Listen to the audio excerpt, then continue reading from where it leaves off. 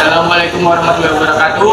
Kami dari kelompok 3 ingin mempresentasikan hasil diskusi kelompok kami yang bermateri tentang balut bidai. Baik, di sini kami akan mengenalkan anggota kelompok dengan saya Muhammad Abu Wijaya, Saya Carlos Simbolon. Saya Angelia Graciela BPA.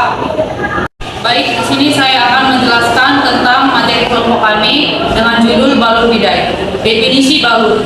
Balut adalah suatu benda dapat berbentuk kain maupun kasa bersih yang digunakan untuk menutup luka. Sedangkan pembalutan adalah suatu tindakan menggunakan balut yang bertujuan untuk menutup luka atau menghentikan suatu pendarahan agar luka tidak terpapar langsung dengan lingkungan bebas untuk menghindari terjadinya infeksi dan mengurangi nyeri.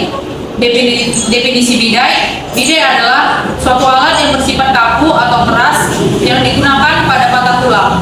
Pembidaian merupakan tindakan imobilisasi eksternal bagian tubuh yang mengalami patah tulang menggunakan alat bernama bidai dan dipasang dengan menyesuaikan bentuk tubuh agar tidak terjadi deformitas atau perubahan bentuk tubuh tidak sesuai anatomis tubuh. Tujuan pembidaian adalah imobilisasi patah tulang dan fiksasi eksternal untuk mencegah bertambah parahnya suatu luka pada tulang, mengurangi nyeri dan mengurangi timbulnya kecacatan. Selain itu, pembidaian bertujuan untuk mengistirahatkan anggota badan yang cedera dan mempercepat penyembuhan. Tujuan pembalutan adalah untuk menutup luka dan mencegah pendarahan agar luka tidak terkontaminasi dan menimbulkan infeksi. Selain itu, pembalutan bertujuan untuk mencegah pembengkakan, membatasi pergerakan dan mengikat bidai.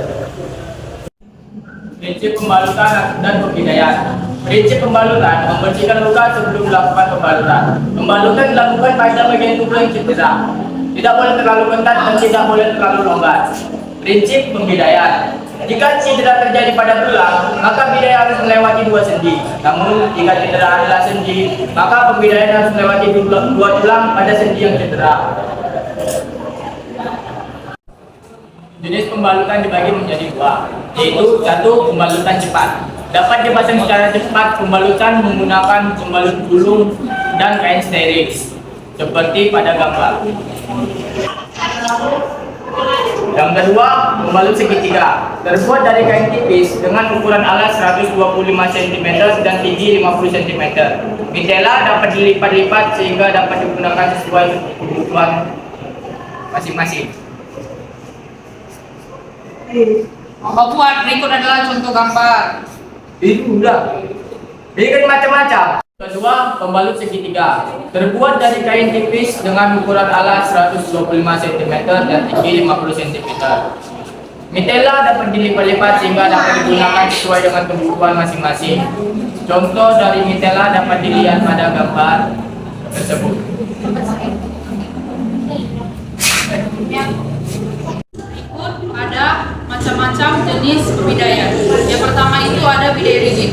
Bidai ini terbuat dari bahan yang keras seperti kayu atau aluminium. Menggunakan bidai rigid harus dilapisi terlebih dahulu menggunakan kain agar bidai tidak menambah luka pada korban. Berikut adalah contoh gambar pada pemakaian bidai rigid. Selanjutnya itu ada bidai soft. Bidai yang terbuat dari bahan yang lunak, contohnya handuk, bantal, atau selimut. Bisa dilihat pada gambar yang sudah tertera di layar. Dan selanjutnya itu ada bidai traksi. Bidai ini berfungsi untuk menstabilkan tulang yang patah. Nah, contoh gambar cara pemakaian bidai traksi. Aplikasi pembalutan dan pembidaian. Aplikasi pembalutan yang perlu tepat dapat menimbulkan berbagai komplikasi. Jika balutan yang dipakai menggunakan kain yang tidak steril, maka dapat terjadi infeksi. Selain itu, kuat lemahnya ikatan pembalutan juga dapat menimbulkan komplikasi.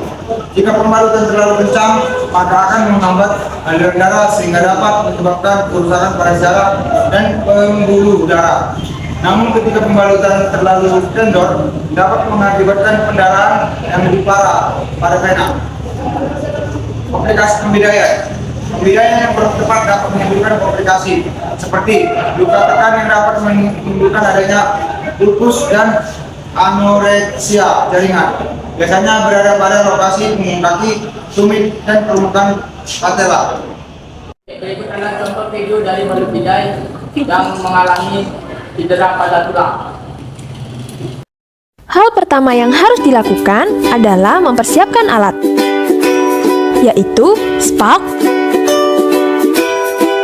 handscoon bersih, mitela, kasa, dan elastic bandage. Kemudian, satu perawat memegang bagian kaki yang mengalami fraktur agar tidak bergeser, sehingga menyebabkan fraktur lebih parah. Sedangkan, perawat lain memeriksa nadi dorsalis pedis, memeriksa motorik pasien dengan meminta pasien untuk menggerakkan kaki, dan memeriksa sensasi dengan menggores bagian telapak kaki.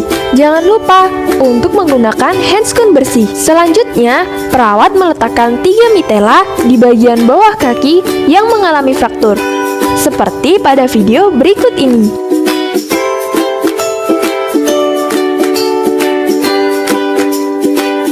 Selanjutnya, perawat memasang spak di bagian kanan dan kiri.